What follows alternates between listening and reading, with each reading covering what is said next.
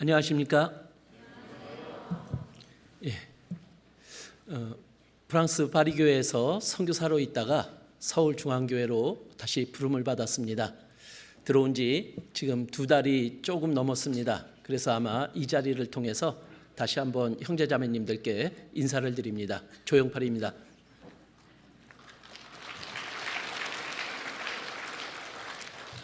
근데 조용팔이 아니라 조영팔입니다. 예, 기도로서 오늘 말씀 시작하겠습니다. 은혜와 사랑이 많으신 하나님 감사를 드립니다. 저희를 먼저 구원하여 주셔서 주님의 사랑을 알게 해주셨습니다. 그 사랑에 또 주님의 말씀을 더해 주셔서 주님의 합당한 길로 인도해 주심에 감사를 드립니다. 또한 부족한 저희들을 통해서 주님의 일을 이루시고자 하는 하나님, 그 부족함을 알기에 더욱 주님의 말씀 앞에 나와 주님의 힘과 능력을 공급받고자 합니다. 오늘도 허락하시는 말씀을 통해서 저희들 돌아보게 하여 주시고 주님의 합당한 길 또한 마음속에 품고 나아가는 저희들이 될 수 있기를 또한 간절히 기도드립니다. 지금 세계 곳곳에서 저희들의 복음이 전해지고 있습니다. 그 복음을 맡은 선교사님들 그리고 그 가정 또한 주님께서 지켜주시고 그 복음을 전하는데 부족함이 없도록 주님께서 채워주시기를 온전히 구하옵니다. 그리고 지금 이곳에서도 복음이 계속 전해지고 있습니다. 복음이 전해지는 곳곳마다 또한 주님의 능력이 더해주셔서 많은 이뤄진 영혼들이 주님께로 돌아올 수 있도록 도와주시기를 기도드립니다. 그리고 이제 12월이 되었습니다.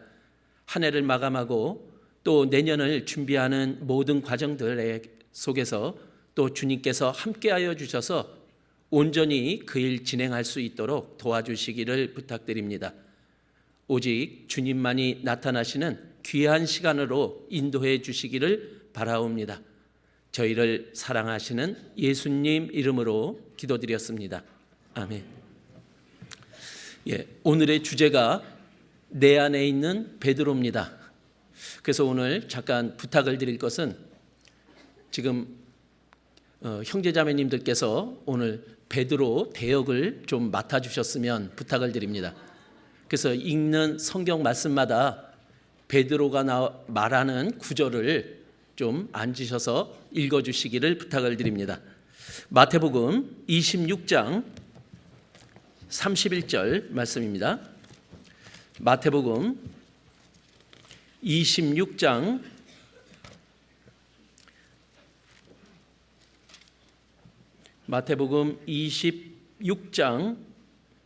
31절에서 35절까지 말씀입니다.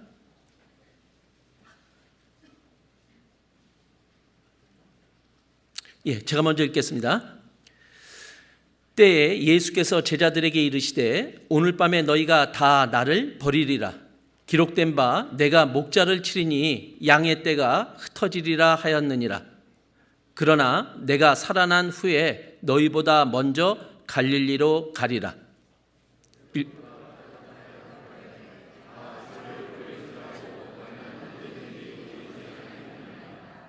예수께서 가라사대 내가 진실로 내게 이르노니 오늘 밤 닭 울기 전에 내가 3번 나를 부인하리라.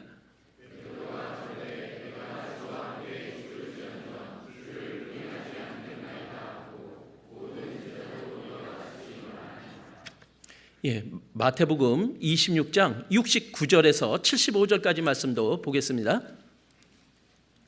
69절에서 75절까지 말씀입니다.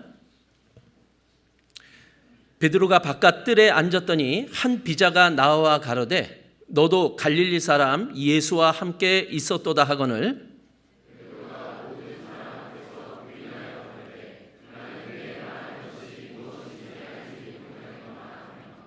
앞문까지 나아가니 다른 비자가 저를 보고 거기 있는 사람들에게 말하되 이 사람은 나사렛 예수와 함께 있었도다 하매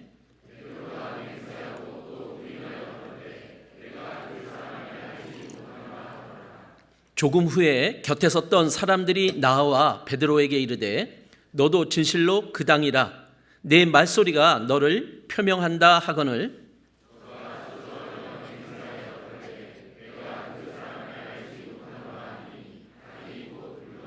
75절 같이 읽겠습니다. 이에 베드로가 예수의 말씀에 닭 울기 전에 내가 3번 나를 부인하리라 하심이 생각나서 밖에 나가서 심히 통곡하니라.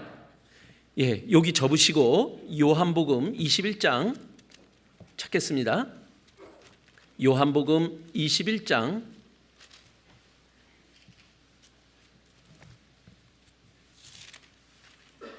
요한복음 21장 15절입니다. 15절부터 17절까지 말씀입니다. 저희가 조밥 먹은 후에 예수께서 시몬 베드로에게 이르시되 요한의 아들 시몬아 내가 이 사람들보다 나를 더 사랑하느냐 하시니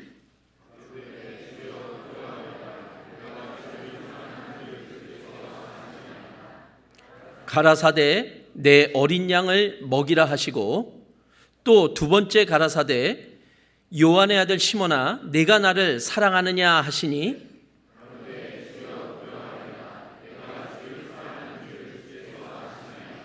가라사대 내 양을 치라 하시고 세 번째 가라사대 요한의 아들 시몬아 내가 나를 사랑하느냐 하시니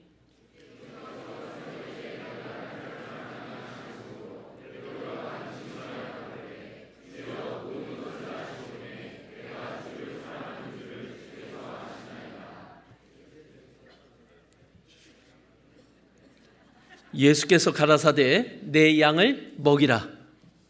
잘 따라 읽어주셔서 감사를 드립니다. 먼저 말씀에 들어가기 전에 파리 교회에 대해 기도 부탁을 잠깐 드리려고 합니다. 파리는 이 불어권의 중심입니다. 그래서 불어를 사용하는 나라가 50개국이 넘습니다.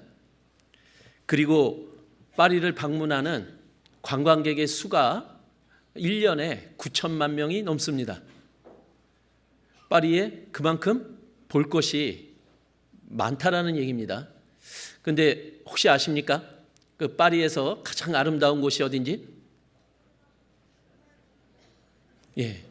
세상의 눈이 아니라 신앙의 눈을 가지고 보면 그곳에 장소는 적지만 구원받은 우리 형제자매님들이 모여서 복음을 전하는 파리 교회가 파리에서는 제일 아름다운 곳입니다.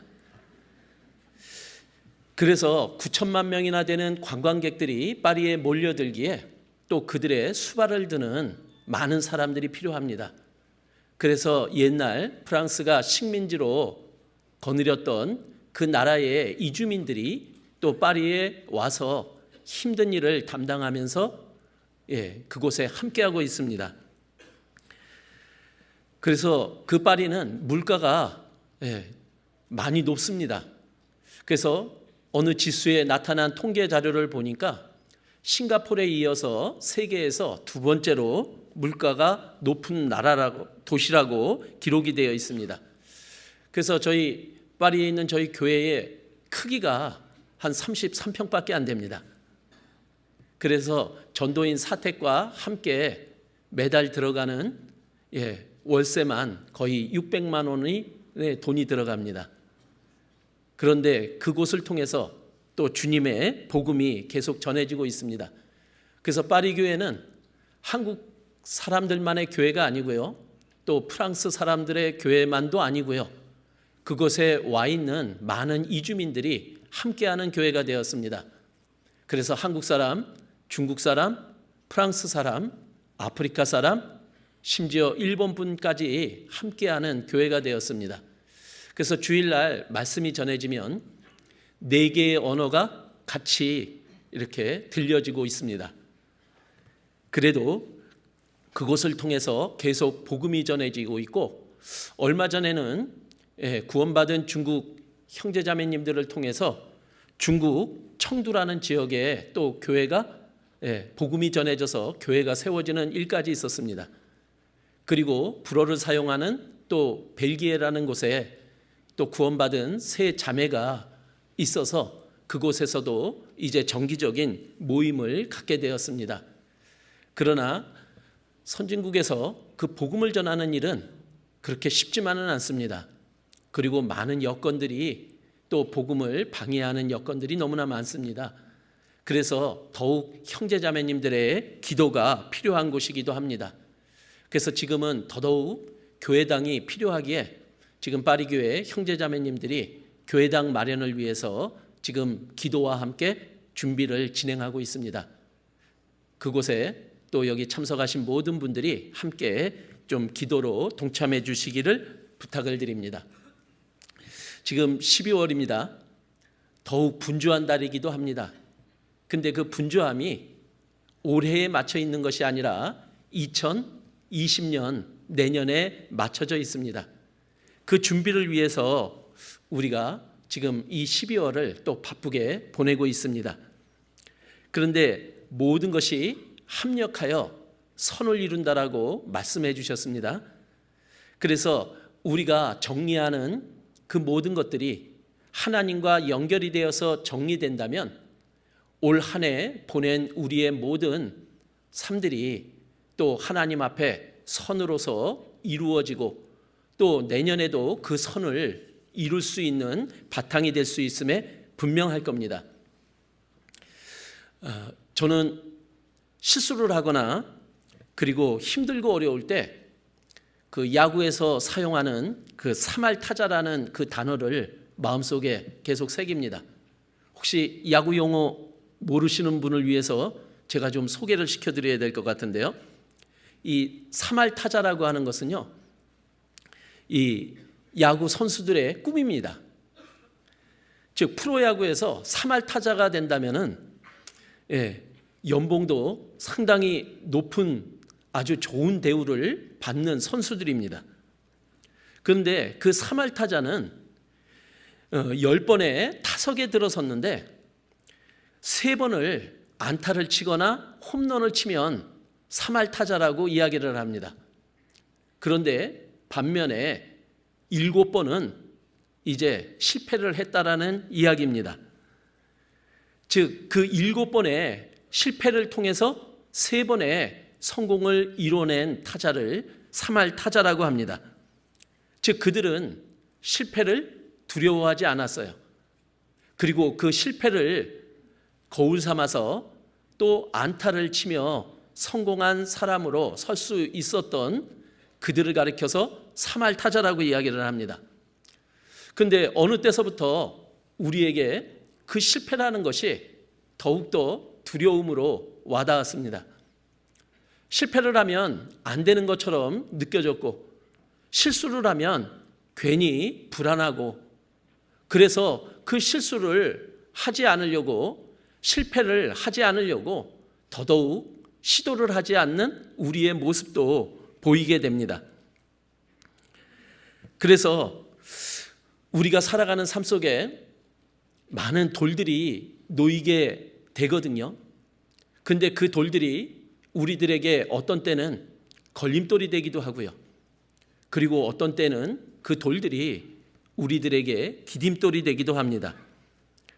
그래서 실패했다고 좌절하기보다는 그 실패를 사말타자들처럼 디디고 우뚝 설 수 있는 우리가 되었으면 어떨까 싶습니다.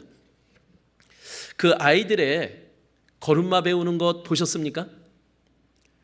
아이들이 걸음을 배울 때 보통 2,000번에서 3,000번을 넘어진다라고 합니다. 그러니까 걷는 것을 배우려면 넘어지는 것이 없이는 그 걸음을 배울 수 없다라는 이야기입니다. 근데 넘어지게 되면 다치기도 하고요. 그리고 상처가 나기도 하고 그것 때문에 아이들은 울기도 합니다. 그래서 그 넘어지는 것은 그 대상에게 두려움을 주기에 충분합니다. 그런데 그것을 극복해야지만 걸을 수 있는 거잖아요. 그래서 이것을 극복하기 위해서 필요한 게 있죠. 그것은 넘어져도 일어나려고 하는 마음이요. 그리고 주위의 도움이 절대적으로 필요합니다. 그 걸음마를 배우는 아이들의 모습을 한번 보십시오. 아이들이 뒤뚱거리면서 걸어가잖아요. 아주 어설픕니다. 그리고 금방이라도 넘어질 것 같습니다. 근데 그 어설픈 걸음걸이를 보면서 누군가 앞에서 손뼉을 쳐주는 사람이 있었다는 거예요. 누구죠? 바로 그 아이를 사랑하는 엄마, 아빠입니다. 넘어져도 손뼉을 치며 잘했다라고 격려해주고, 그리고 다시 일어날 수 있도록 용기를 불어주는 바로 그 엄마, 아빠가 있었기에 그 아이는 또 일어나서 앞으로 걸어가고, 그리고 또 넘어지며 그 걸음을 배울 수 있었다고 봅니다.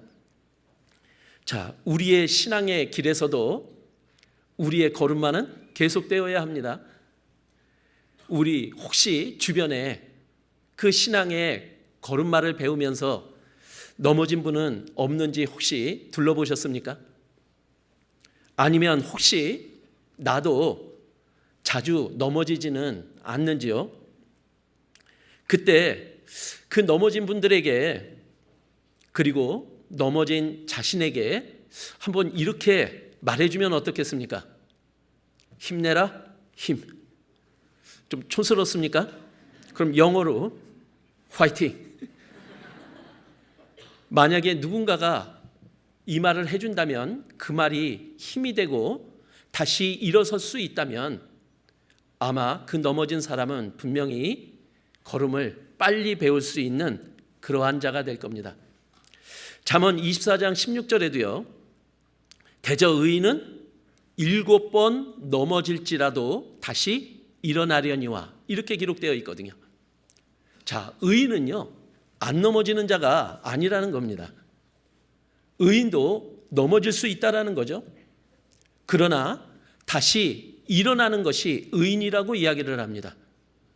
우리는 구원을 받고 실수를 하지 않는 것이 구원받은 그리스도인의 모습이 아니라 어떤 실수를 했을지라도 주님을 바라보며 당당히 일어설 수 있는 자, 그 모습이 바로 그리스도임을 우리들에게 알려줍니다.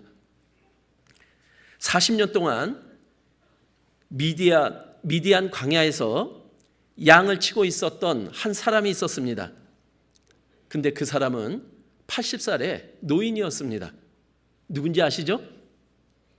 예, 바로 그는 40년 전에 그 애굽의 왕자였던 모세였습니다.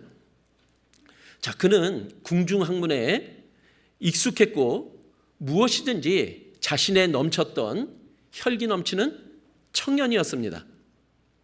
그의 마음속에는 동족을 구원하고자 하는 그런 마음까지 있었기에 어느 날은 그 동족을 괴롭히는 애굽인을 쳐서 죽이는 일도 벌어지게 된 겁니다. 그런데 그 일은 그 동족들밖에 몰랐었거든요. 근데 그 일이 탄로가 난 겁니다. 그래서 모세는 이제 미디안 광야로 도망가는 신세가 됐던 거죠. 그래서 모세는 왕자의 신분도 잃었습니다. 그리고 동족을 구원하고자 하는 그 꿈도 잃었습니다. 그리고 같은 동족에 대한 배신감도 갖게 되며 상처를 받은 거죠. 자, 여기까지만 보면 모세는 분명히 실패자일 겁니다. 그러나 그 40년의 그 목동으로서의 삶이 모세를 바꾸어 놓은 겁니다. 즉, 자기 힘을 의지했던, 그리고 자기 힘으로 무언가를 하고자 했던 그 모세가 철저히 낮아진 겁니다. 그리고 하나님께 쓰임받을 수 있는 자로 변하게 됐던 거죠. 그런 그에게 하나님은 다시 찾아오셨던 겁니다. 그리고 그 모세가 하고 싶었던 그 동족을 구원하는 일을 맡기셨습니다. 그러나 모세는 그 일을 감당할 수 있는 자신이 없었습니다. 이제 방법은 오로지 하나님만을 의지하고 그 일을 할 수밖에 없는 상황에 놓이게 된 거죠. 그래서 하나님은 이 모세를 사용하셨고 이 모세를 통해서 하나님의 놀라운 능력을 펼쳐 보이셨던 겁니다. 그리고 많은 사람들에게 바로 하나님을 나타내는 일을 이 모세를 통해서 하셨던 거죠. 드디어 이 모세는 하나님께 귀하게 쓰임받는 사람이 되었던 겁니다. 그런데 바로 이 모세의 삶이 바로 구원받은 나의 삶일 수 있다라는 겁니다. 모세를 사용하셨던 분도 하나님이시고 그리고 나를 사용하시고자 하시는 분도 하나님이시라는 겁니다. 자, 지금은 끝이 아니라는 거죠. 지금은 다만 하나님이 나를 사용하시기 위해서 나를 합당한 자로 만들어가는 과정일 뿐이다라고 우리들에게 알려주시는 겁니다. 자, 2000년 전에도 예수님이 이 땅에 오셔서 공생애를 시작하실 때 한 사람을 불러서 사람을 낚는 어부로 불러주셨습니다. 자, 마태복음 4장 찾아보겠습니다. 마태복음 4장 18절 말씀입니다.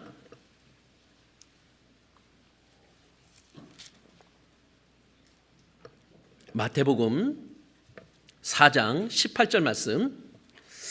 갈릴리 해변에 다니시다가 두 형제 곧 베드로라 하는 시몬과 그 형제 안드레가 바다에 그물 던지는 것을 보시니 저희는 어부라 말씀하시되 나를 따라오너라 내가 너희로 사람을 낚는 어부가 되게 하리라 하시니 저희가 곧 그물을 버려두고 예수를 좇으니라. 자, 오늘 바로 이 베드로를 소개하려고 합니다. 자, 예수님이 너희를 사람을 낚는 어부가 되게 하신다라고 했더니 그물을 다 버려두고 예수님을 좇았던 바로 결단의 사람이 바로 베드로였습니다. 용기도 있었습니다. 그리고 자신감이 있었죠. 그래서 자신을 믿는 사람이었지만 또 성격이 매우 급한 사람이기도 했습니다. 그런데 그 베드로가 바로 믿음의 사도로 귀하게 쓰임을 받았잖아요.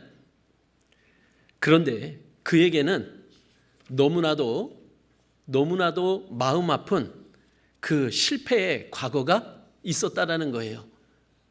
그 실패의 과거를 소개하고자 합니다. 마태복음 14장 24절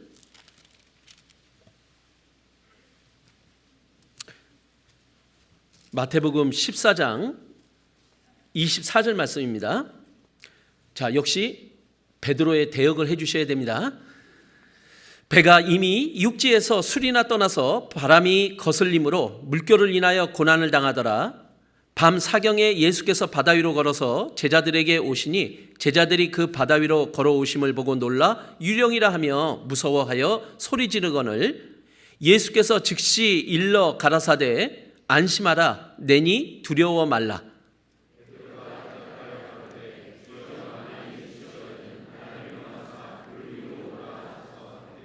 오라 하시니 베드로가 배에서 내려 무리를 걸어서 예수께로 가되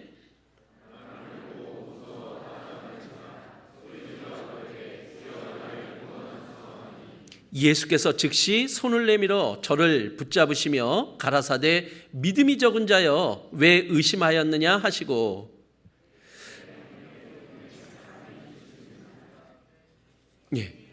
여기까지입니다. 자, 제자들이 예수님이 무리를 걸어오는 것을 보게 된 거예요. 그것은 사람이 할 수 있는 그런 능력이 아니잖아요. 그래서 제자들은 놀랐습니다. 그러나 예수님이 어떤 분이신지를 알았다면 놀랄 일도 아닐 겁니다.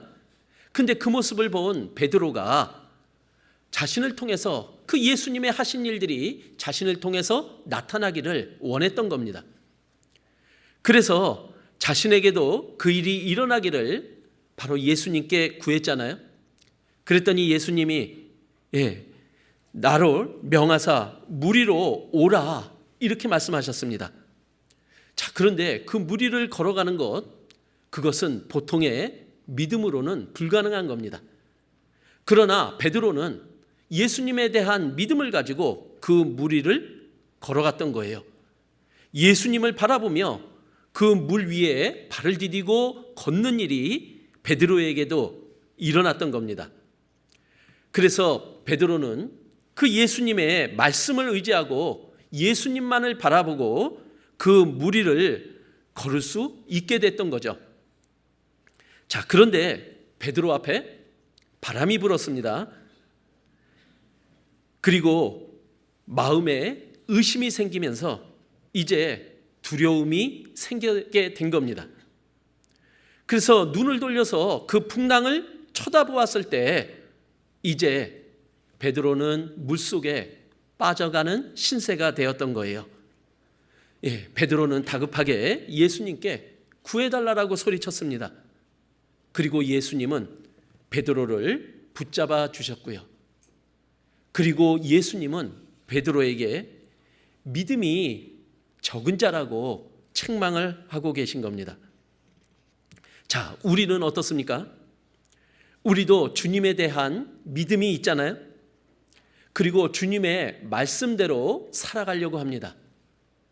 그리고 그 말씀대로 살아갈 때 우리에게도 하나님의 놀라운 일들이 우리에게도 일어나고 있습니다. 그런데 우리의 삶 속에도 바람은 어김없이 불고 있습니다.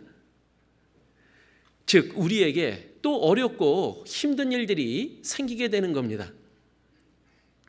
자, 그런데 그때 우리에게도 똑같은 의심이 들어오는 거예요. 그리고 또한 두려움도 같이 생기게 됩니다. 그리고 그 말씀대로 살아가는 일이, 그리고 주님을 바라보며 나아가는 일들이 안 되게 되는 일들이 우리들에게도 벌어지고 있다라는 겁니다. 또 그때마다 우리는 주님께 도움을 구하고 또 그때마다 주님은 우리를 붙잡아 일으켜 주셨습니다. 자, 의심함으로 그 물속에 빠져들어가는 그 실패자 베드로가 바로 우리 아닙니까? 바람으로 하나님이 보이지 않았던 게 아니었잖아요. 단지 나의 눈과 마음이 하나님에게서 바람으로 옮겨진 거잖아요. 바로 내 안에 그 베드로가 있다라는 거예요. 우리의 이런 실패를 하나님은 디딤돌로 만들기를 원하고 계십니다. 그래서 우리의 마음속에 이제는 바람 때문에 하나님을, 예수님을 놓치지 않겠노라고 우리들에게 그 마음을 허락해 주시는 겁니다. 예수님은 베드로에게 물었잖아요. 왜 의심했느냐라고요. 그리고 예수님은 우리에게 말씀하시는 겁니다. 우리가 바라봐야 할 것은 상황이 아니라고요. 우리가 바라봐야 될 것은 그 상황 너머에 있는 바로 주님이라고요. 우리 앞에 놓여져 있는 많은 상황들이 우리로 하여금 눈과 마음을 예수님께로부터 빼앗는 일을 하고 있습니다. 그런데 우리의 눈과 마음이 빼앗기면 우리를 통해서 하나님의 능력이 나타나지 못하고 우리는 예수님을 나타내지 못하는 자로 전락하고 말거든요. 상황은 변합니다. 그리고 상황은 지나갑니다. 그래서 상황에 붙잡히지 말고 그 상황 너머에 있는 하나님의 뜻을 바라보라고 예수님은 우리에게 말씀하고 있는 겁니다. 그래서 그 상황을 이겨나갈 수 있도록요. 자, 마태복음 16장도 한번 보겠습니다. 베드로의 두 번째 실패 사례가 이 16장에 기록이 되어 있습니다. 16장 13절 말씀입니다. 또 대역을 부탁을 드립니다. 예수께서 13절서부터 16절까지 말씀입니다. 예수께서 가이사랴 빌립보 지방에 이르러 제자들에게 물어 가라사대 사람들이 인자를 누구라 하느냐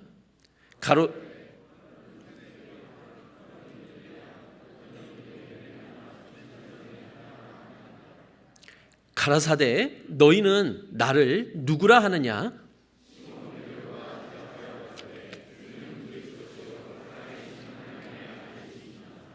예, 21절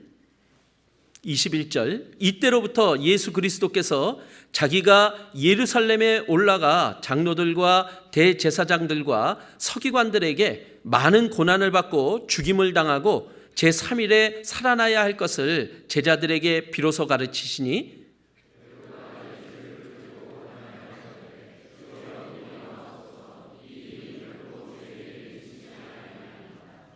예, 이 마태복음 16장 16절은 그 유명한 베드로의 신앙 고백입니다. 베드로만의 신앙 고백이 아니라 바로 구원받은 우리 모두의 신앙 고백이기도 합니다. 자, 이런 신앙을 고백을 했던 베드로는 분명히 누구보다 예수님을 올바로 알았던 사람임에 분명할 겁니다. 그리고 예수님을 바르게 깨달은 사람임에 분명할 겁니다. 자, 그런데 이제 이 제자들에게 예수님은 장차 일어날 일을 알려주고 계신 겁니다. 즉 예수님은 이제 많은 고난을 받고 죽임을 당할 거다, 그것을 알려주신 거예요. 그리고 죽은 지 사흘 만에 다시 살아날 것을 제자들에게 알려주신 겁니다. 자, 예수님이 알려주신 일, 그것은 바로 앞으로 예수님의 하실 일이었습니다. 그리고 그것이 바로 복음이었습니다. 그리고 그것이 바로 예수님이 이 땅에 오신 목적이기도 했습니다. 자, 주님께서 제자들에게 이것을 가르쳐 주셨거든요. 그렇다면 그 제자들은 마땅히 그 예수님의 말씀을 받아들여야 하는 게 마땅하지 않겠습니까? 그런데 베드로는 이렇게 말했잖아요. 주여, 그리 마옵소서라고요. 이 일이 결코 주에게 미치지 아니하리라. 자, 지금 베드로가 오히려 예수님을 가르치고 있네요. 그리고 지금 베드로는 예수님을 주라고 부르면서 지금 베드로는 자기 주장을 하고 있는 거잖아요. 즉 베드로는 지금 인간적인 생각을 가지고 자기의 위치를 벗어나고 있는 겁니다. 자, 23절에 보면요. 23절에 예수께서 돌이키시며 베드로에게 이르시되 사단아 내 뒤로 물러가라 너는 나를 넘어지게 하는 자로다. 대역해 주셔야 되는데요.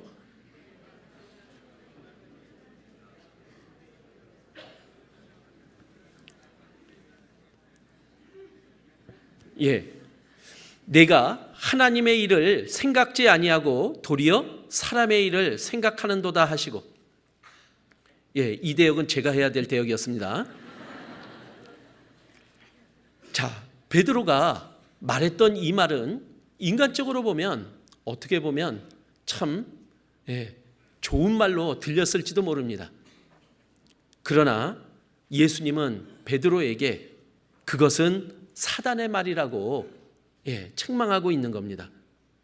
즉 지금 예수님의 하신 일은 하나님의 일이고 그것을 들었다면 우리는 예수님의 말씀을 통해서 하나님의 일을 생각해야 되는데 우리는 그것을 사람의 일과 혼동하면서 인간적으로 받아들이고 있다는 거예요. 자, 그런데 베드로의 말대로 진행되었다면 너무나 끔찍하지 않겠습니까?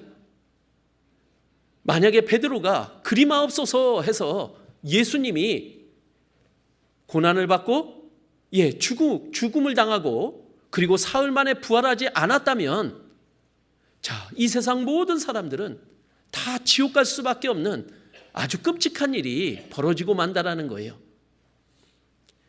자, 우리는 예수님의 말씀을 넘어가서는 안 되잖아요. 그리고 예수님의 말씀은 가장 합당한 말씀이고, 그리고 예수님의 말씀은 반드시 이루어집니다. 그래서 24절에 이에 예수께서 제자들에게 이르시되 아무든지 나를 따라오려거든, 같이 읽겠습니다.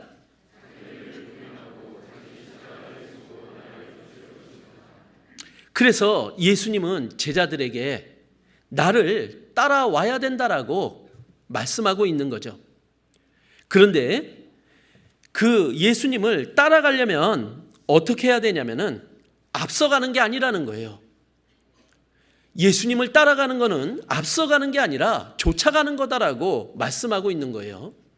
그런데 그 예수님을 쫓아가려면은 어떻게 해야 되냐면은 자기를 부인해야 될 것을 요구하고 있는 겁니다. 즉, 자기 일을 주님 앞에 주장하고 그리고 자기 생각을 내세운다면은 예수님을 좇을 수 없음을 알려주고 있는 거거든요. 그리고 예수님은 또 하나를 당부하고 있는 거예요. 자기 십자가를 져야 한다라고요. 예수님을 좇는 길은 편한 길이 아닙니다. 그리고 예수님을 좇는 데는 바로 하나님께서 우리에게 허락하신 그 십자가가 있고, 그것을 지고 따를 때만이 우리는 올바로 하나님을 좇을 수 있다라고 하나님은 우리에게 알려주고 있는 겁니다. 왜냐하면 예수님을 올바로 좇는 우리들을 하나님은 사용하시고자 또 우리를 계속 바꾸어 가시고자 하는 것이거든요. 자, 우리에게도 하나님의 말씀과 나의 생각이 부딪힙니다. 즉, 우리가 많은 주장을 했다라는 이야기잖아요. 즉, 내 안에도 말씀보다 나를 주장하는 베드로가 있다라는 이야기입니다. 자, 하나님의 말씀과 나의 생각이 다르다면 우리는 어떻게 해야 됩니까?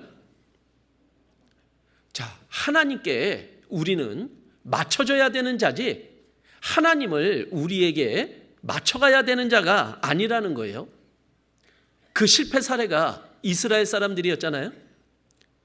이스라엘 사람들은 예수님을 자기들의 원하는 것에 맞추려고 했습니다.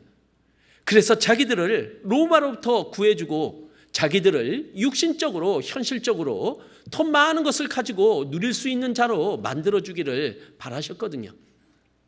그러나 예수님은 이 땅에 죄인을 구원하러 오신 거예요. 그래서 예수님을 자기에게 맞추려고 하는 이스라엘 사람들은 그 예수님을 배척하는 아주 끔찍한 선택을 하게 됐던 겁니다.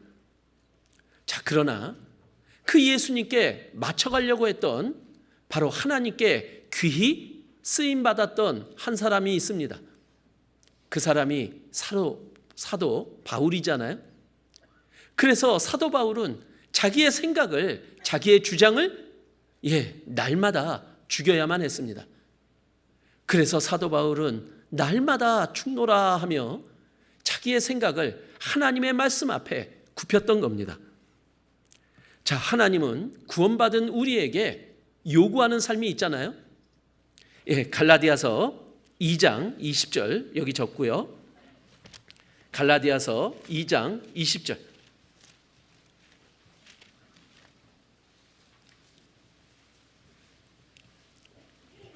갈라디아서 2장 20절 말씀.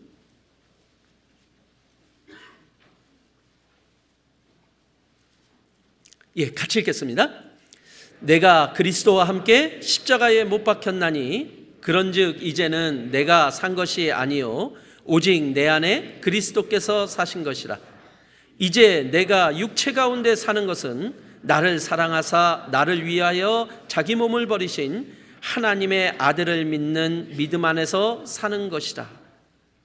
자, 예수님이 십자가에 못 박혀 죽으실 때 우리는 그 예수님의 죽음을 보며 나도 죽었노라고 우리는 그렇게 받아들여야 될 자라는 거죠. 그래서 이제 내 안에서 내가 사는 것이 아니라 이제 나는 죽고 하나님이, 예수님이 사시는 거다. 이것을 인정하며 살아갈 때 우리는 하나님이 원하시는 그리스도인의 삶을 살아갈 수 있는 겁니다. 자, 오늘도 어김없이 우리 서울중앙교회에 김장이 진행이 되었습니다. 그런데 오늘 많은 자매님들이 그 김장 봉사에 동원이 됐어요. 그리고 아마 자매님들은 신앙에 아주 귀한 교훈을 얻었으리라 봅니다. 김치 중에서 그래도 제일 맛있는 김치가 김장김치잖아요. 근데 그 김장김치의 맛이 바로 배추의 죽음으로부터 나왔다고 합니다. 그런데 그 김장김치의 맛을 내기 위해서 그 배추는 한 번 죽는 게 아니라 5번을 죽었대요. 밭에서 뽑힐 때 한 번 죽고요.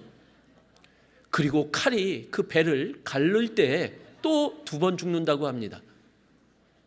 그리고 이제 소금물에 잠겨서 3번째 죽음을 맞이합니다. 그리고 4번째는 양념에 처절하게 버무려지면서 또 죽어갑니다. 그리고 마지막 5번째는 이제 우리의 입에서 씹히면서 그 맛을 전하고 있는 거잖아요. 자, 그 김장김치도 그렇게 5번 죽어가며 그 맛을 전하고 있는데요. 우리 그리스도인들은 도대체 몇 번을 죽어야 됩니까?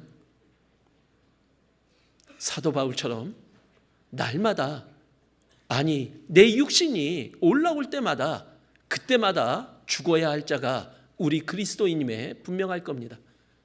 그리고 내가 죽을 때 분명히 우리는 그리스도인의 참맛을 또한 다른 사람들에게 알려줄 수 있는 겁니다. 우리는 나를 죽일 수 있도록 또한 그렇게 기도해야 되는 자들임에 분명할 겁니다. 자, 그래서 우리의 기도는 계속 이어지잖아요. 그 기도도 나에게 맞추는 게 아니잖아요. 그 기도도 분명히 하나님께 맞춰져야 됩니다. 그래서 우리의 기도는 하나님을 바꾸는 게 아니죠.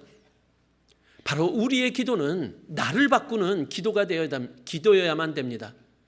하나님 이렇게 해주세요. 하나님 이렇게 도와주세요. 도와주려고 안 하는 하나님을 그렇게 돕도록 만들어가는 게 우리의 기도가 아니잖아요. 우리의 기도 속에 하나님은 응답하십니다. 그런데 그 응답의 결과를 통해서 내가 어떻게 바뀌어져야 될지 하나님은 우리에게 그 하나님의 뜻을 알려주고 계신 거예요. 내 마음속에 내가 하나님의 뜻에 맞추겠노라고 그렇게 마음을 갖고 우리가 기도한다면 우리는 분명히 하나님께 맞춰짐으로 하나님의 뜻을 내 안에 이루는 자로 변해감에 틀림이 없을 겁니다. 자, 마태복음 다시 26장으로 넘어가서 세 번째 베드로의 실패의 사건을 보겠습니다. 마태복음 26장 31절 말씀. 마태복음 26장 31절 말씀입니다.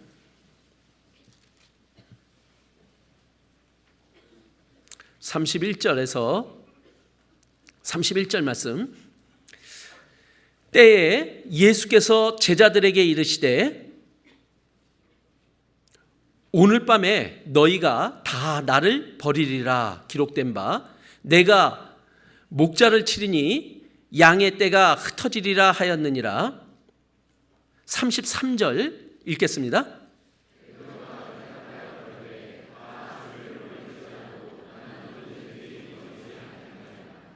예, 34절 예수께서 가라사대 내가 진실로 내게 이르노니 오늘 밤 닭 울기 전에 내가 3번 나를 부인하리라.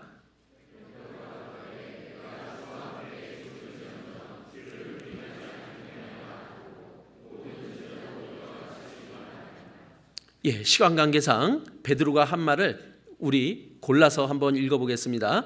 마태복음 26장 70절. 70절 같이 읽겠습니다.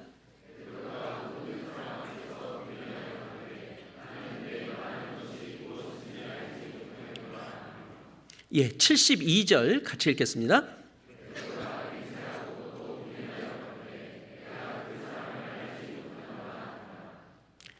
74절도 같이 읽겠습니다.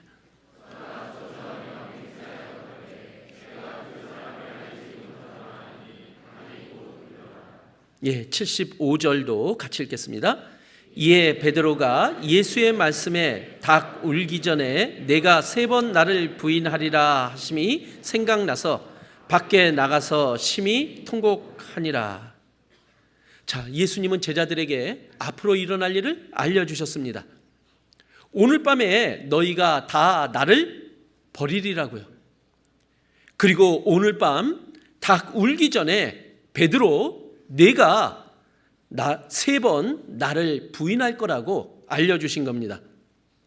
자, 그런데 베드로는 뭐라고 말했습니까?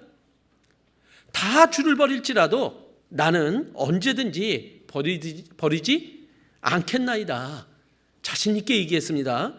그리고 내가 주와 함께 죽을지언정 주를 부인하지 않겠다라고 베드로는 자신 있게 이야기한 겁니다.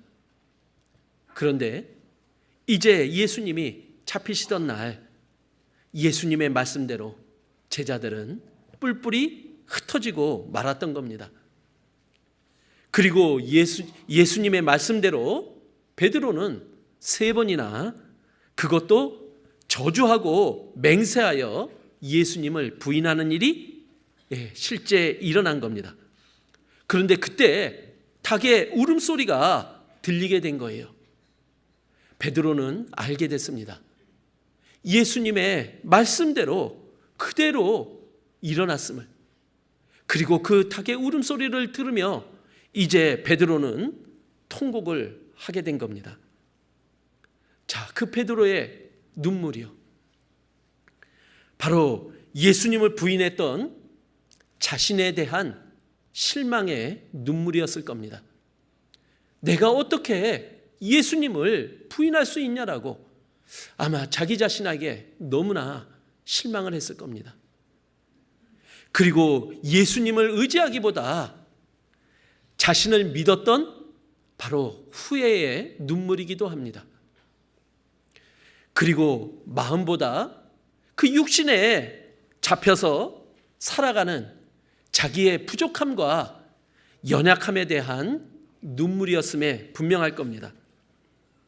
자, 우리도 예수님을 부인하며 눈물을 흘려본 적 있으십니까? 과연 그 예수님을 부인하는 게 무엇입니까? 자, 우리 구원받은 사람은 둘 중에 하나입니다. 즉, 예수님을 나타내며 살든 아니면 예수님을 부인하며 살든지.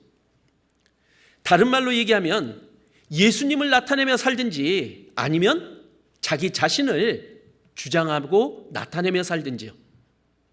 자, 내 안에는 성령과 육신이 끊임없이 싸우고 있습니다. 그런데 이긴 자가 나타나고 있는 거예요. 육신이 성령을 이기면 육신이 나를 통해서 나타납니다. 그리고 성령이 육신을 이기면 성령이 나를 통해 나타나는 것입니다. 자, 지금 우리는 나를 통해서 누가 나타나고 있냐라는 거예요. 그런데 나를 통해서 성령이 나타나기보다는 자꾸만 나의 육신이, 나의 생각이 나를 통해서 나타나고 있잖아요. 그러면서 나로 하여금 자꾸만 자괴감에 빠지게 만들고 있잖아요. 자, 예수님도 그 제자들에게 제자들의 모습을 보고 이야기를 해준 거예요. 마음은 원이로되 육신이 약하다고요. 자, 제자들의 마음도 하나님 앞에 하나님의 뜻 가운데 올바로 살고 싶잖아요. 예수님을 나타내고 살고 싶고, 그리고 예수님을 부인하는 삶은 안 살겠노라고 그렇게 다짐하고 그렇게 살고 싶잖아요. 그런데 그 육신이 약한 거예요. 자, 우리 마음대로, 내가 마음먹은 대로 다 된다면 우리에게 하나님 필요할까요? 자, 아침마다 이제 아침이 되면 어김없이 닭들이 웁니다. 꼬끼요. 울음소리가 좀 실감이 안 나죠? 그런데 그 닭들이 지금 베드로에게 이야기하고 있는 거예요. 너 죽는다며. 네가 죽을지언정 예수님은 부인하지 않겠다라고 했는데 너 부인했잖아. 닭들이 또 그냥 걸어갈 때도 분명히 쫓아다녔을 것 같아요. 꼭꼭꼭꼭꼭, 꼭꼭꼭꼭꼭. 베드로는 그 닭의 울음소리와 그 닭의 소리를 들으면서 생각했을 겁니다. 과연 나는 안 되는구나. 왜 내가 이렇게 살아야 됐을까? 아마 그 베드로는 마음속에 너무나 그 아픔의 눈물을 계속해서 흘려야만 됐을 겁니다. 그런데 내가 할 수 있다고 생각되면 우리는 주님께, 예수님께 의지하려고 안 할 겁니다. 그런데 내 힘으로 하려고 할 때마다 그것이 좌절되고 그것이 제대로 안 될 때 우리는 그때 더욱더 예수님을 생각할 수밖에 없고 예수님을 더 의지할 수밖에 없는 우리가 될 수 있다는 거예요. 그 베드로의 눈물이 바로 나의 눈물이잖아요. 예수님을 향해서 예수님을 찾는 눈물이기도 합니다. 자, 그 실패한 베드로는 다시 옛 생활로 돌아와야만 됐었습니다. 자, 요한복음 21장으로 넘어갑니다. 요한복음 21장 3절. 베드로는 다시 고기를 잡는 업으로 돌아왔습니다. 3절. 시몬 베드로가 나는 물고기 잡으러 가노라 하매 저희가 우리도 함께 가겠다 하고 나가서 배에 올랐으나 이 밤에 아무것도 잡지 못하였더니. 자, 사람 낚는 업으로 불렸던 베드로가 이제 그 실패를 통해서 다시 물고기를 잡는 업으로 다시 돌아간 겁니다. 자, 그런데 다시 돌아갔는데 그 물고기 잡는 일이 자기의 전공이었는데 이제 그것도 제대로 되고 있지 않는 거예요. 그런데 그때 한 분의 소리가 들려왔습니다. 5절 말씀. 예수께서 이르시되 얘들아 너희에게 고기가 있느냐? 대답하되, 예, 대역해 주셔야 됩니다. 대답하되, 예, 가라사대 그물을 배 오른편에 던지라 그리하면 얻으리라 하신대 이에 던졌더니 고기가 많아 그물을 들 수 없더라. 자, 한 분의 소리가 들려왔는데 그 상황과 소리가 바로 많이 듣던 소리였고 내가 경험했던 한 장면이었던 거예요. 바로 그 옛날 그 전에 나를 찾아오셔서 나에게 똑같이 그 그물을 통해서 고기를 잡을 수 있도록 해주셨던 바로 예수님, 그분이셨던 겁니다.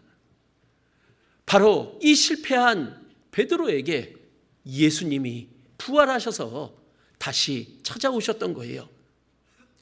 자, 그 예수님이라는 소리를 듣고 이제 베드로는 우돛을 거치고 이제 바다에 뛰어들어 예수님께로 나가셨던 겁니다. 예수님은 말씀대로 고난을 받으셨고 그리고 죽으셨고 3일 만에 다시 부활하셨던 겁니다. 그리고 예수님은 그 십자가에서 흘린 피로 모든 죄를 영원히 용서해 주신 거죠. 그리고 이제 나의 삶은 예수님을 떠나서는 아무것도 아니라는 것을 또한 하나님은, 예수님은 베드로에게 알게 해주신 거예요. 자, 실패하고 실수하면 피하고 도망가야 되는 게 아니잖아요. 우리가 실수하고 실패했다면 더더욱 우리에게는 하나님이 더욱 필요하잖아요. 그 하나님이 나를 불러주신다면, 그리고 나를 찾으신다면 우리는 예수님께로 당연히 가야 되는 것이 우리가 해야 될 일 아닙니까? 베드로는 그 예수님께로 나아갔던 겁니다. 그리고 드디어 그 베드로와 예수님이 만난 거죠. 자, 베드로는 아무 말도 할 수가 없었습니다. 예수님은 모든 것을 아셨기에 책망하지도 않으셨어요. 그리고 예수님은 베드로에게 물으셨던 겁니다. 내가 나를 사랑하느냐라고요. 자, 예수님은 나를 사랑하느냐라고 3번을 계속 물어보신 겁니다. 자, 베드로의 마음속에 그 3번이나 예수님을 부인했던 자신의 잘못이 계속 올라오게 만들었던 겁니다. 자, 베드로의 대답은 3번 똑같았습니다. 네, 주님을 나는 사랑합니다라고요. 예수님이 모든 것을 아신다고요. 그리고 이제는 예수님을 앞서지 않겠노라고요. 그리고 예수님을 넘어서지 않겠노라고요. 그리고 예수님 앞에서 나를 주장하지 않겠노라고요. 그러나 베드로는 아마 그것도 자신할 수 없었을 겁니다. 그런데 분명한 것은 혹시 또 그런 일이 일어날지라도 내 마음속에 바로 예수님을 사랑하는 그 마음만큼은 변함이 없노라고 베드로는 지금 예수님께 말을 하고 있는 거예요. 즉, 베드로의 마음속에 그 예수님을 사랑하는 마음이, 그 예수님을 사랑한다라고 3번 고백했던 그 베드로의 고백이 베드로가 부인했던 그 3번의 부인을 하나씩 지워주고 있었던 거잖아요. 자, 예수님이 나를 찾아오셨습니다. 나에게도 그 예수님은 어김없이 찾아오셨어요. 상황만 바라보고 그리고 주님을 보지 못해 넘어졌던 나에게도 예수님은 찾아오셨어요. 그리고 주님의 말씀보다 나를 앞세우며 하나님의 일을 방해하던 나에게 또 예수님은 찾아오셨던 거예요. 그리고 예수님을 나타내지 못하고 살아가는 나에게, 그래서 자괴감에 빠진 나에게도 예수님은 어김없이 또 찾아오신 겁니다. 그리고 나에게 묻고 있는 거예요. 내가 나를 사랑하느냐라고요. 내가 하나님 앞에서 실수하고 잘못한 것을 하나님은 들춰내는 것이 아니라 바로 하나님은 내 마음속에 자리 잡고 있는 바로 하나님을 향한, 바로 예수님을 향한 그 사랑을 일깨워주고 계신 거예요. 자, 우리는 그 예수님의 사랑을 받은 자잖아요.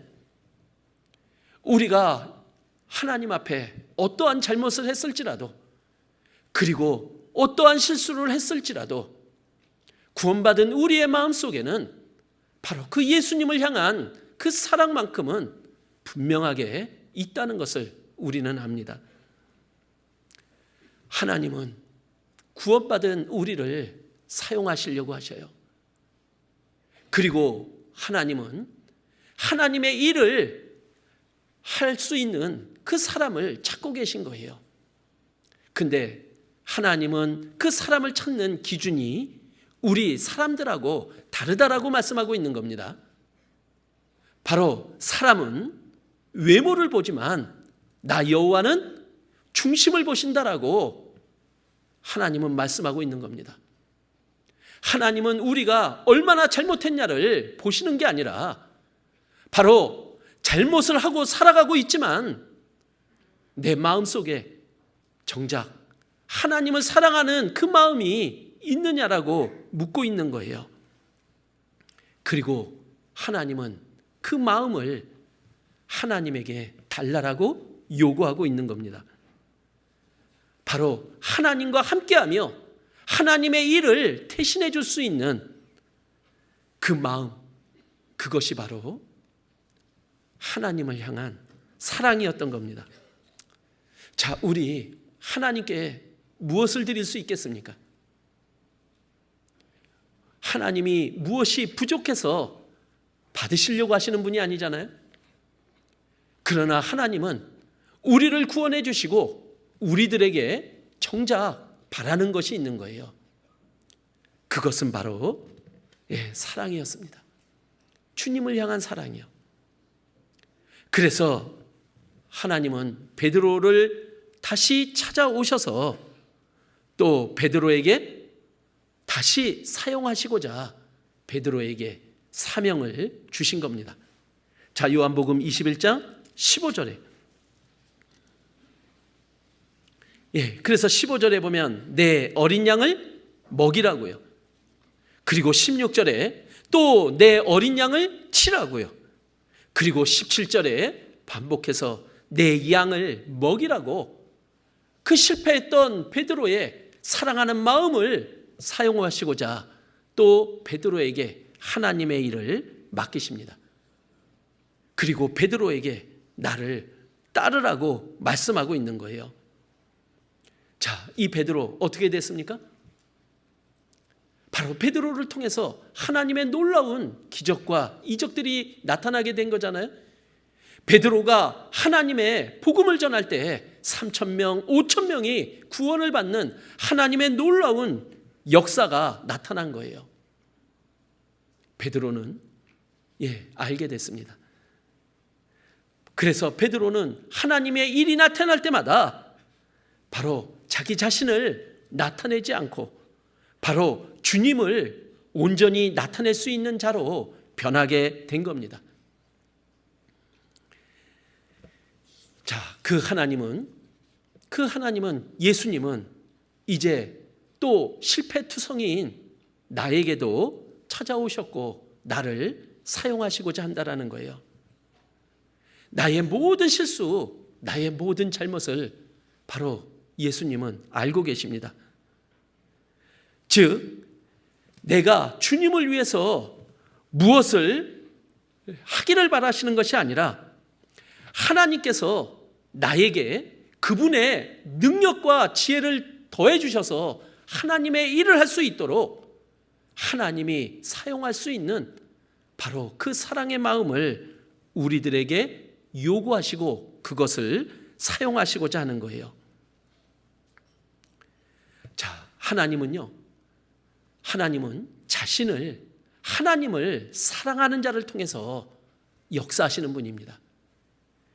그래서 우리가 하나님을 사랑할 수 없다면, 사랑하는 마음이 없다면 하나님도 사용할 수 없는 거잖아요. 자, 우리 안에 바로 그 예수님께 붙잡혀서 귀히 쓰임 받았던 그 베드로의 모습도, 그 베드로의 사랑의 마음도 우리 안에 있는 거잖아요. 그런데 그 우리 안에 있는 그 하나님의 사랑이, 그 처음 사랑이 버려진다면요, 하나님은 우리가 구원을 받았을지라도 우리를 사용할 수 없다라는 겁니다. 요한계시록 2장 4절이요. 요한계시록 2장 4절.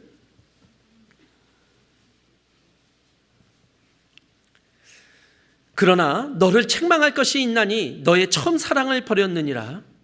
그러므로 어디서 떨어진 것을 생각하고 회개하여 처음 행위를 가지라.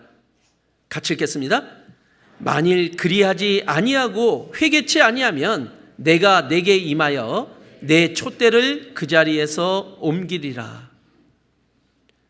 자, 예수님을 향한 그 사랑이요, 우리 구원받았을 때 그 처음 사랑 그대로입니까? 혹시 그 처음 사랑이 변한 것은 아닙니까? 아니, 그 사랑을 버린 것은 아닙니까? 아니, 다른 사랑이 생긴 것은 아니냐라는 거예요. 그 처음 사랑이 버려지면요, 우리의 구원은 이루어지지 않지만 우리를 통해서 하나님이 역사하실 수 없음을, 하나님의 능력을 나타낼 수 없음을 우리들에게 알려주고 계십니다. 우리의 처음 사랑이 버려지면 우리의 구원은 이제 부끄러운 구원이 되는 겁니다. 자, 우리 한번 우리의 모습을 돌아봐야 될 때 아닙니까? 또 한 해가 저물어가고 이제 우리에게 새로운 한 해가 다시 다가옵니다. 그래서 우리의 모습을 보면서 하나님은 어김없이 우리들에게 하나님의 일을 요구하고 계신 거예요. 자, 하나님을 위해서 살아가는 우리의 삶이요, 힘들고 짐으로 여겨지십니까? 그렇다면 우리의 그 처음 사랑이 문제가 있는 것이겠죠. 주님이 나에게 요구하는 일에 자꾸만 변명과 핑계가 늘어간다면 우리는 다시 처음으로 돌아가야 될 겁니다. 하나님이 나에게 주신 그 처음의 사랑이요, 하나님은 나를 구원해 주시고 그리고 하나님을 사랑할 수 있는 마음을 나에게 주셨어요. 그리고 하나님은 이제 하나님을 위한 삶으로 살아가기를 우리에게 요구하고 계신 거예요. 그 사랑으로요. 그래서 하나님은 구원받은 우리에게 하나님의 뜻대로 그리고 하나님이 일에 사용될 수 있도록 우리의 준비를 원하고 계신 거예요. 그래서 구원받은 우리에게 그 처음 사랑을 가지고 이렇게 살아가달라고 우리에게 부탁하고 계신 겁니다. 자, 하나님이 원하는 사랑은요, 무조건 그렇게 살아달라고 하는 게 아닙니다. 바로 우리가 구원을 받을 때 하나님이 요구하시는 삶을 살아갈 수 있도록 우리에게 주신 것을, 허락하신 것을 가지고 살아가라고 우리에게 요구하시는 분입니다. 우리 다시 한번 그 처음으로 돌아가서 내가 구원받을 때 하나님이 주신 것을 한번 돌아보자라는 거예요. 그리고 하나님이 나에게 원하시는 삶을 한번 마음속에 다시 새겨보자라는 겁니다. 그것이 올 한 해를 돌아보고 내년을 맞이하는 우리의 준비의 마음일 겁니다. 요한복음 1장 12절. 요한복음 1장 12절 말씀.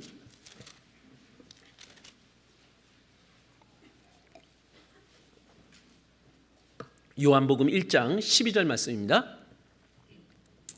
같이 읽겠습니다.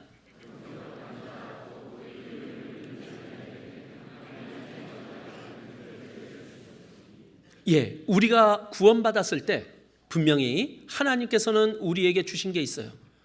무엇입니까?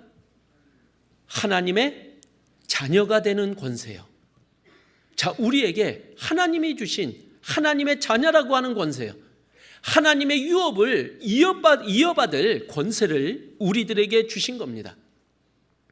자, 그런데 그것을 주셨을 뿐 아니라 이제 우리에게 요구하는 삶이 있는 거죠.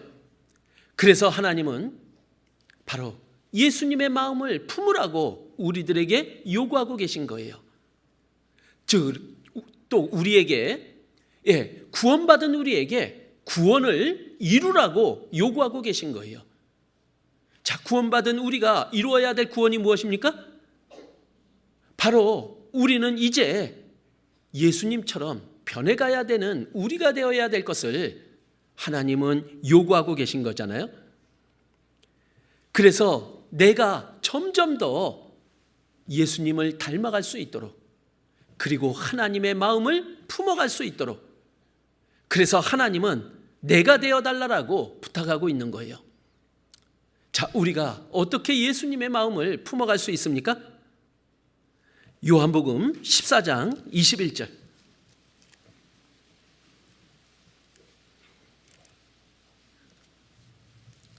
요한복음 14장 21절 말씀, 같이 읽겠습니다.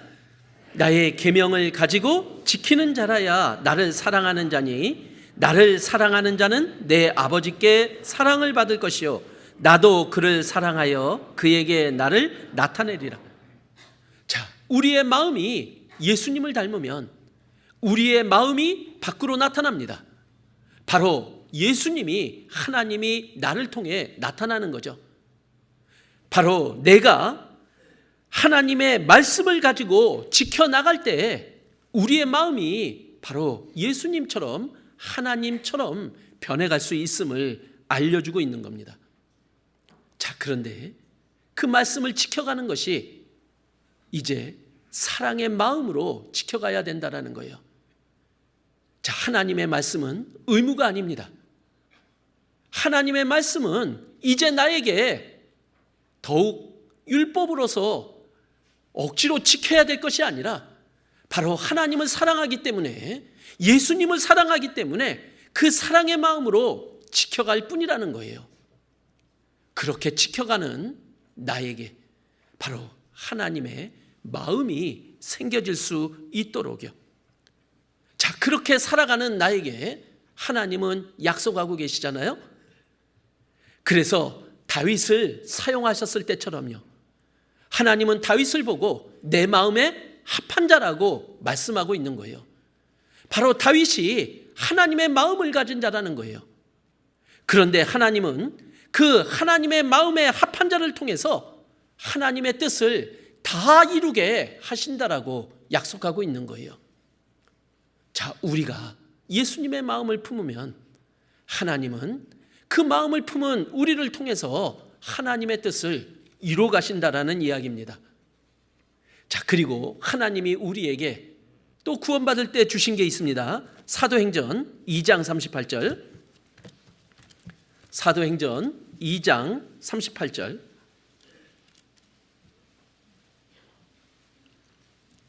제가 읽겠습니다. 38절. 베드로가 가로되 너희가 회개하여 각각 예수 그리스도의 이름으로 세례를 받고 죄사함을 얻으라. 그리하면 뭐를 선물로 받는다고요? 자, 우리가 구원받을 때 하나님이 선물을 주셨습니다. 바로 성령이요. 그 성령이 선물로 우리 안에 들어오신 겁니다. 그래서 그 성령이 우리와 함께하며 우리를 통해서 주님의 뜻을 이루어 가시려고 하는 거예요. 자, 그래서 하나님은 그 성령을 선물로 주시고 우리에게 원하는 삶을 요구하고 계신 거예요. 자, 그 원하는 삶이 무엇입니까?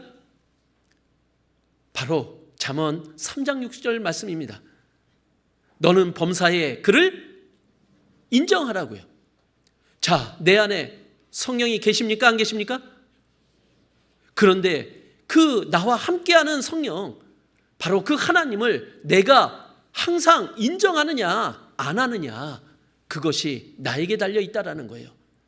내가 그분을 인정한다면요, 그분이 나의 갈 길을 지도해 주신다라고 약속하고 있거든요.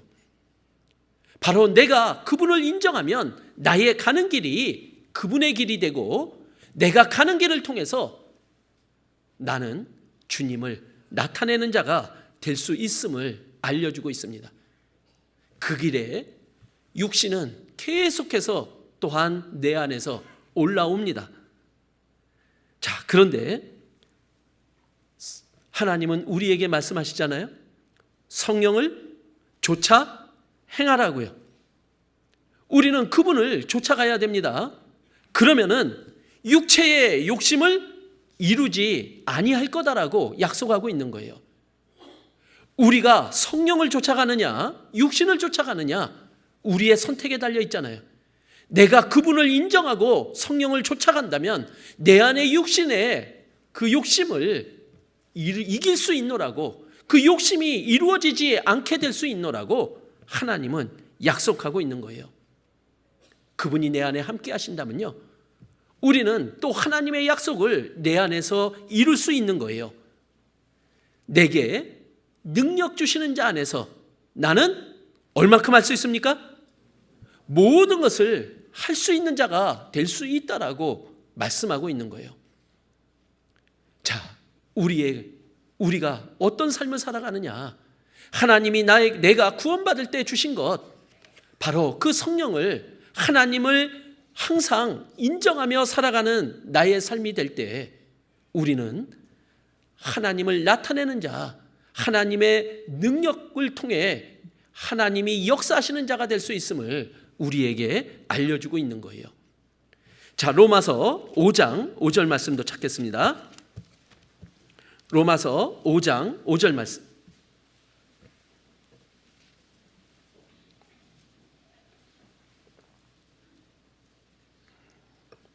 로마서 5장 5절 말씀 같이 읽겠습니다.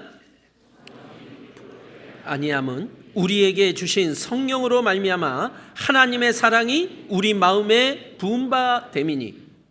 자, 우리가 구원받으면 성령이 내 안에 들어오십니다. 그리고 우리가 구원받으면 들어오신 성령이 우리 마음속에 부어주시는 것이 있습니다. 뭘 부어주십니까? 하나님의 사랑이요. 하나님의 사랑을 우리 마음속에 부어주시는 거예요. 자, 나의 사랑이 아니고요, 하나님의 사랑이 내가 구원을 받을 때 하나님이 부어주신다라고, 부어주셨다라고 말씀하고 있는 거예요. 그러기에 하나님은 우리에게 요구하고 있는 거예요. 그래서 세 계명을 주셨습니다. 어떻게 하라고요? 서로 사랑하라고요. 자, 우리 이 사랑을 지금 명령하고 있잖아요. 근데 사랑이 명령으로 되는 겁니까? 아니, 사랑할 마음이 생겨야 사랑하지, 어떻게 사랑할 마음도 없는데 사랑이 억지로 되냐고. 그런데 하나님은 사랑할 마음이 없고 사랑할 상황이 아니더라도 사랑하라라고 명령하고 있는 거예요. 우리 안에 있는 육신적인 사랑을 가지고 사랑하는 게 아니라 하나님이 나에게 부어주시는 그 사랑으로 사랑을 하라라고 말씀을 하고 있는 거예요. 하나님의 사랑은 어떤 사랑입니까? 바로 자기 자신을 십자가에 못 박아 죽이는 그들도 사랑했던 사랑입니다. 자, 하나님의 사랑은 십자가에서 더 보여주셨잖아요. 하나님의 사랑은 용서였던 거예요. 결국 우리가 살아가는 삶 속에서 용서 못할 일들이 너무나 많이 우리에게 주어진다라는 거예요. 그럴 때마다 우리에게 요구하고 계신 겁니다. 서로 사랑하라고요. 즉, 용서하라라는 거예요. 십자가에 못 박히시기 전날 예수님은 제자들의 발을 씻겨주셨어요. 자, 용서받아야 될 자들이 제자들이잖아요. 그리고 용서해 주셔야 될 분이 예수님이셨어요.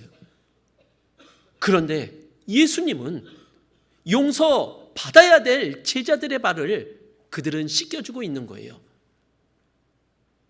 나에게 용서받지 못할 일을 행한 사람도 우리는 예수님처럼 용서하라라고, 그리고 사랑하라라고 우리에게 요구하고 계신 거예요. 그래야지만 주님의 사랑은 더욱 커지고 우리 안에 예수님을 나타낼 수 있으니까요.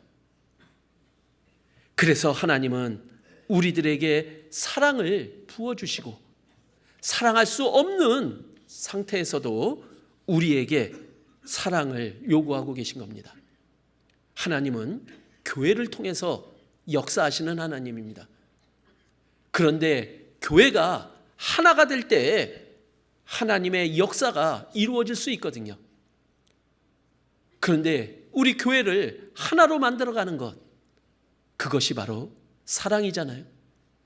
우리가 사랑하면 할수록 우리는 하나가 됩니다.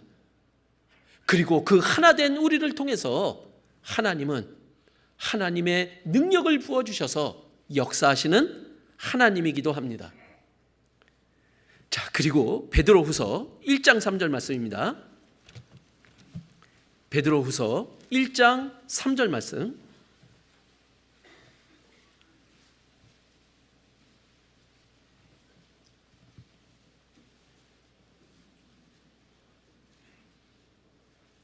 베드로후서 1장 3절 같이 읽겠습니다.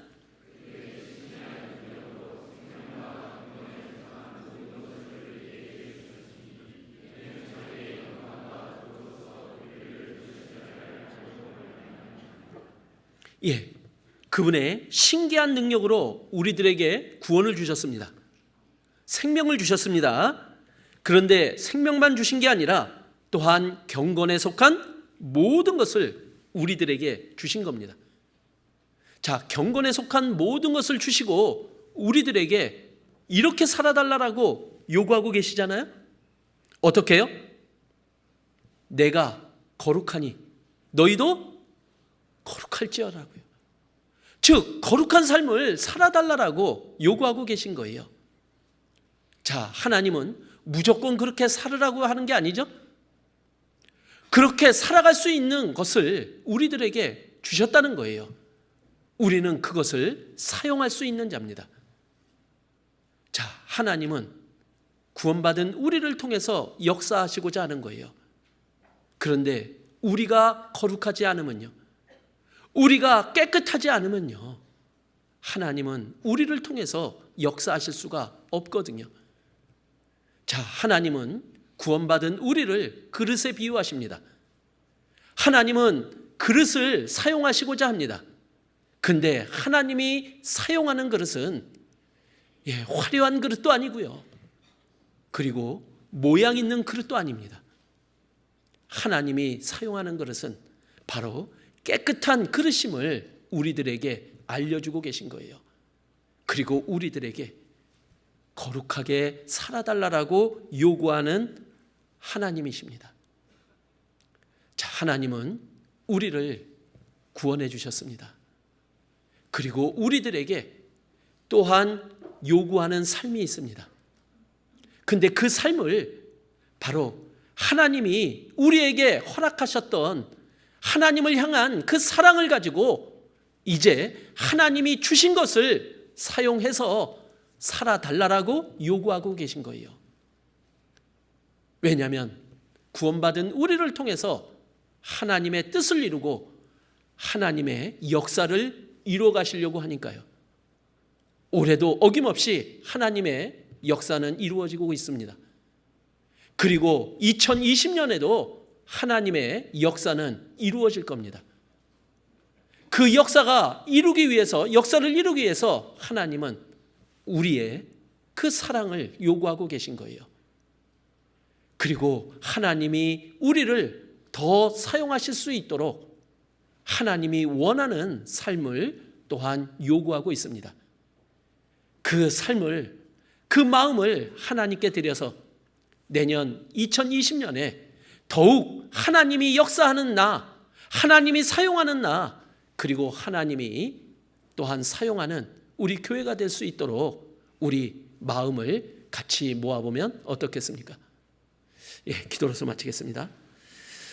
은혜와 사랑이 넘치는 하나님, 감사를 드립니다. 저희를 구원하여 주시고 또 저희에게 하나님을 사랑할 수 있는 마음을 허락해 주셨습니다. 또한 그 마음에 또한 우리에게 주신 하나님의 선물들을 마음속에 항상 생각하며 하나님이 요구하는 삶을 살아갈 수 있는 저희들이 되기를 바랍니다. 그래서 항상 저희들을 통해 주님이 나타나고 그리고 주님의 역사가 우리를 통해서 이루어질 수 있기를 온전히 구하옵니다. 베드로를 귀하게 사용하신 하나님, 또한 실패가 많았던 저희들이지만 저희의 주님을 향한 사랑을 보시고 더욱 저희들을 귀하게 사용하여 주시기를 간절히 기도드립니다. 저희를 사랑하시고 구원하여 주신 예수님 이름으로 기도드렸습니다. 아멘.